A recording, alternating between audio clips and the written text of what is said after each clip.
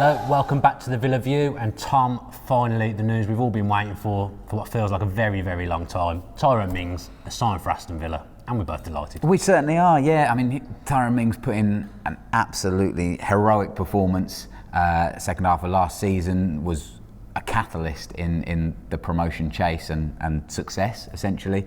And it's just wonderful to get him back. He's the one that everyone's been talking about since the transfer window opened, and now he's signed on that dotted line. I mean, I've got to admit, the hashtag announced Mings was getting a bit tiresome on social media, wasn't it? But this might be a big statement here, but without Tyrone Mings coming in last season, I don't think we go up. I agree with you. We talked about it, I think, on the podcast, who was more important, Grealish or Mings, and I just don't think you can separate the two. The both of them were so important for different reasons, obviously. And Mings came in, and it didn't start great immediately. I think he came in when we were in a bad run, didn't he? And I think he played well, but yet the team was still finding itself. Totally, but the fans already recognised that he was the kind of class player that we needed, and an absolute rock. And just confidence seemed to grow around him. And even when things were bad on the pitch still, fans recognised that Mings was trying to salvage this situation, and he wasn't getting the brunt of abuse that some other players might. And like you said, I think he came in straight away. We looked better, if not the results hadn't changed, but the performances maybe a little bit. And he's just been that stability at the back that we absolutely craved. I mean, I've got to say, when he first came in, I thought, right, left back sorted. Here comes the left back, because he played left back most of his career. He comes in, and pretty much Smith, I think his first game was Reading away, and I think Smith surprised everyone and put him in at centre back. And I just thought, wow, this guy's got something. And from then on, the relationship he's had with the Villa fans, the way he's represented the shirt, the way he's interacted with the fans on social media and the club, and he seems a real big part of the dressing room. It was an absolute no-brainer to sign him up, whatever the fee. Yeah, totally. And even after the playoff final, where he's spotted in his full kit still 24 hours later, you know, he just has endeared himself to the Villa faithful. And yeah, you go on to the fee. Now we're hearing that it's maybe potentially 10 million more than the original 15 mil. And that's okay. Yeah. I mean, Mings he's not super young, but he's not an old player either. He's coming to his peak, really. I would say so. And you're looking at the prices that obviously De Ligt's going for, but Harry Maguire, these kind of very, very good centre backs. But I think we're all in agreement that Mings can do a job in the Premier League and help Villa to stay up and hopefully flourish. See, what I look at it is, it's very, very rarely will you buy a player. Okay, it is a lot of money, but as you just alluded to, in the modern day, I think it's probably about right, actually. Right. But you'll very rarely buy a player that already knows the fabric of the club, already knows the bulk of the dressing room, it's already a massive part of that dressing room, knows what the manager wants, fits into the way that manager wants to play football. So you look at that price with all those things taken into consideration. Some of the prices we've been quoted for players in the Championship, like Phillips, for example, I think is steep, because that player has not played at Villa before. You don't know how they're going to settle in. The same kind of fee for Mings.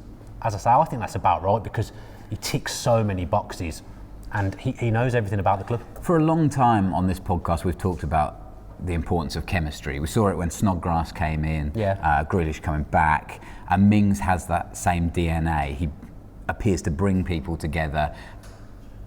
Teammates rally around him. You saw it, like he seemed like a bit of a role model and a teacher for Axel Tuanzebe, and to have somebody like that in the club, because you know, if we don't get Mings, we're essentially looking at potentially two new centre backs. Well, I still think we need another centre back. I think we do, but two new ones, and you need a chemistry there. That's so important, and with whoever plays in goal as well. So to have Mings there.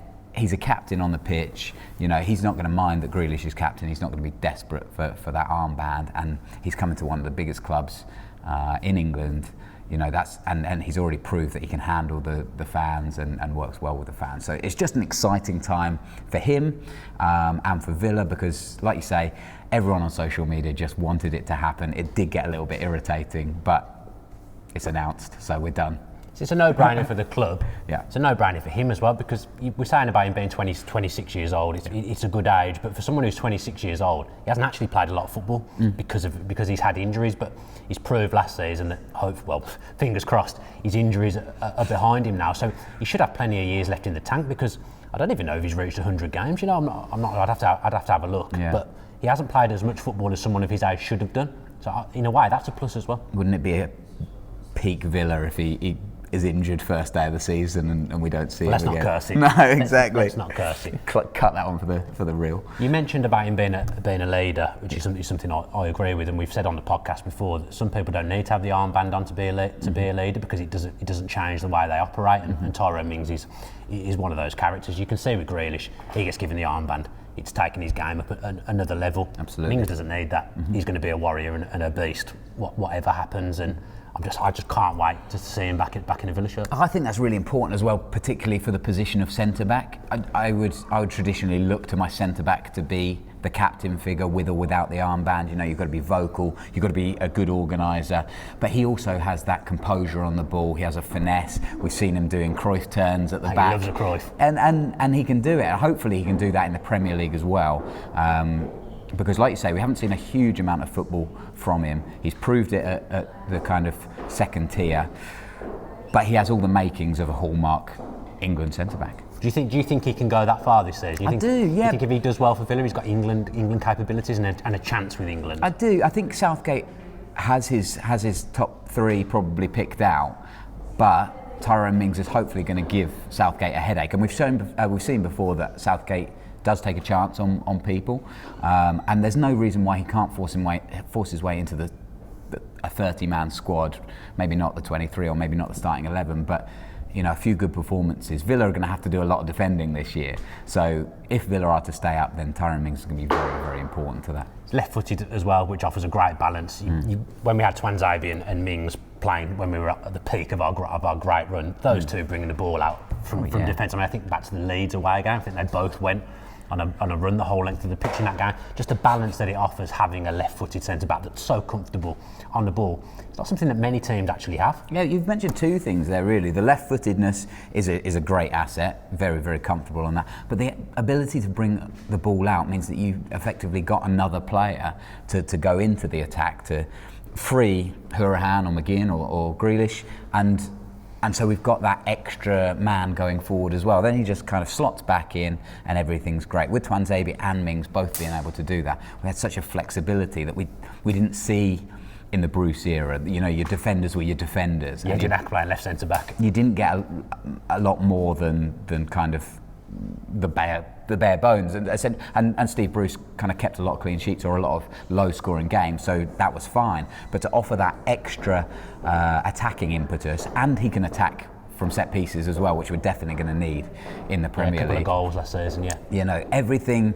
He just ticks all the boxes for me, and I just can't wait to see him do it in the Premier League. How do you fancy him up against Harry Kane that first game of the season? Oh, it's going to be a good battle. Harry Kane is obviously a great striker, but Harry Kane never starts very well, does he? No, August. Yeah, notorious. It's a great time to play Spurs.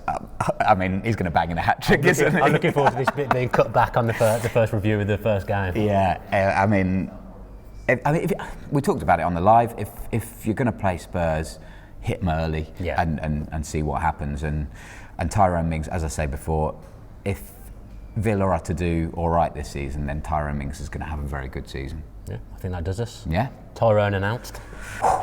If you enjoyed that video, why not watch another? Click the video choices on screen now to go and watch them in full. Be sure to subscribe to the channel by clicking our logo there on the left. Easy peasy.